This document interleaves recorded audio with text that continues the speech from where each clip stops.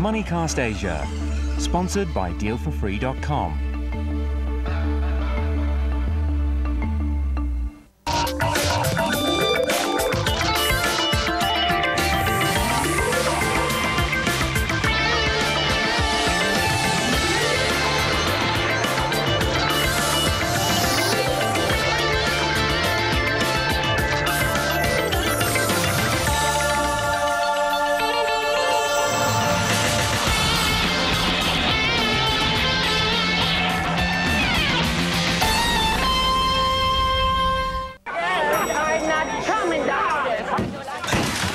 Jeez! What are you doing here? Naomi, these shots will make me a fortune. What are you going to do with the money? Invest it in shares. That's costly. Nah, not when you trade online with TD Waterhouse. You have to be an expert. Nah, their site's good for all types of investors. Hey, Claudia's in room 403. Yeah. Click, call, or come into TD Waterhouse.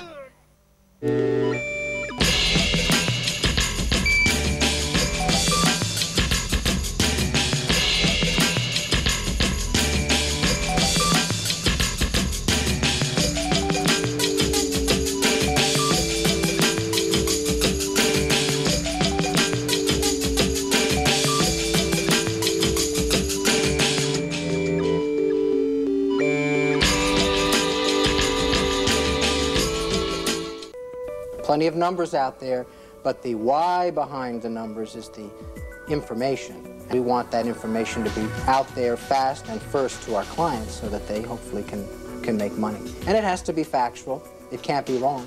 It has to be right.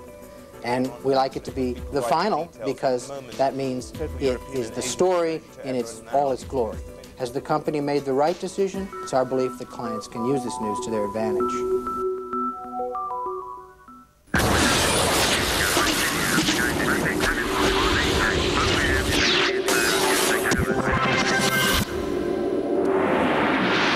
Trading's underway in Singapore, 12 minutes into the market. We are seeing the Singapore index up about 1.5%, 1375 rising for a second straight session on the back of DBS Group, Singapore Airlines, UOB, and OCBC Bank.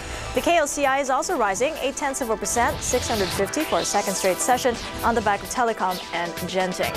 Well, Japanese bonds are a little changed right now. Analysts are still expecting a fall at the close as Japanese stocks push higher in the morning session. Let's get the numbers from Raman at the Money Desk. Raman. Thank you very much, Kathy. And pretty much what we're seeing here for the JGB market is actually a little bit of a climb higher. Not a great deal, but we're up about 4 points right now. For the December futures contract, currently 140.74, marginally higher. And that's after the sell-off that we saw 2 weeks ago when the Bank of Japan came out with this announcement. We've been trading higher since then. But it does seem that a lot of traders out there are still a little bit more bearish on JGBs than they are bullish. However, having said that, we have had, there is a lot of analysts out there, they're talking about the fact that some of the city banks, a lot of the pension funds, now that the first half of the year is over, they started to resume active buying of JGBs. And we're seeing that definitely for the cash.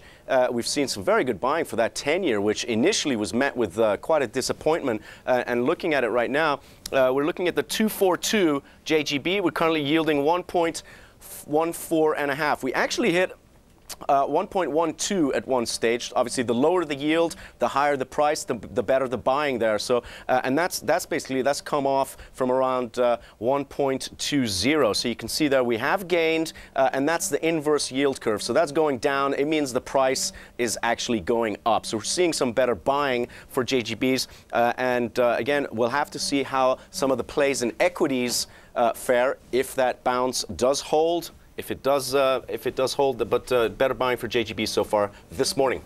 Thanks, Raman. Well, let's move on to Asian sovereign credits. The market there has been growing well in recent weeks.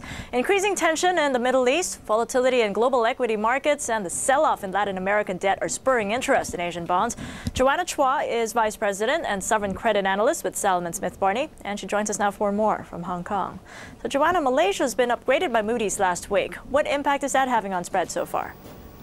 Well, I think Malaysia's upgrade by Moody's is already pretty much anticipated by the market since Fitch and S&P both preceded Moody's move, and it was already put on review for possible upgrade back in June. So the impact on the market was very minimal, if anything, at this point.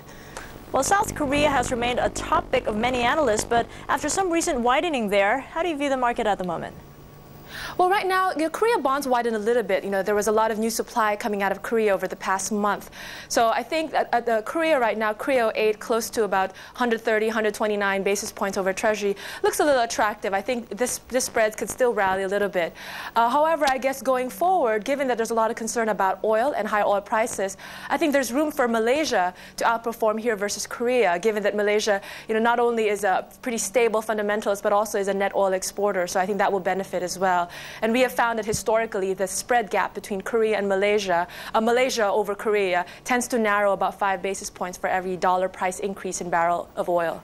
If we put in Indonesia here, how do they compare with Malaysia and Korea? S&P's just raised its rating for Indonesia by 5 notches. Well, Indonesia's upgrade was, rather technical. This is because of the conclusion of the London Club rescheduling. We think S&P's upgrade to CCC+ is a little bit low. It should have been at least a B-. I think Indonesia's credit improvements is still very strong. However, for investment opportunities in Indonesia, it's really much more limited. They don't really have a liquid benchmark to invest in. The Indonesia 06 is very, very rich and is also very illiquid. And so the standby loans is much more interesting, but then even that is also a little bit illiquid, but they have very attractive yields. But we like Indonesia. Certainly, I think the credit is very strong there. Megawati has done a great job in improving official creditor support and improving fiscal consolidation. What about for Vietnam in terms of liquidity? It seems to be offering some potential for a ratings upgrade, but in terms of liquidity, is it a compelling market for you? Well, right now, Vietnam has outstanding braided bonds, about over $500 million. However, the government has already recently said that they've bought back about a third of those braided bonds. So it's a very illiquid market. I think the market will be anticipating the new bond issue that will come out of Vietnam. It could come out possibly, it has been delayed possibly to next year. I think there'll be very good demand for that simply because it offers scarcity value. At the same time, Vietnam is one of the countries with really a very strongly credit improving story. The government is certainly making inroads in terms of liberalizing trade and imposing structural reforms in the bank and corporate sector, helped by multilateral donors. So I think Vietnam is a really interesting story. It will offer pretty good yield, high-yielding country with credit improvements in the region. What are the chances? And yes, I think we do think. I'm sorry. What are the chances then for a ratings upgrade, do you think? Oh, I think the chances of a rating upgrade is pretty high. Moody's has a positive outlook on a B1 rating. We think the credit standing is at least a double B- or low double B rating. We think the upgrade will happen over the next 6 months. We'll have to leave it there. Thanks, Joanna. We've been speaking with Joanna Chua, Vice President and Sovereign Credit Analyst with Salomon Smith Barney. Asia is taking a bigger share of global mergers and acquisitions business. Takeover activity in the region fell about 11% in the 9 months through September. That compares to a global slump of about a third worldwide. The region's share of global M&A activity rose to 13.5% from 9.5% last year. Salomon Smith Barney led the M&A rankings in Asia, followed by Goldman Sachs and JP Morgan. Globally, Goldman tops the list, followed by Credit Suisse, First Boston, and JP Morgan.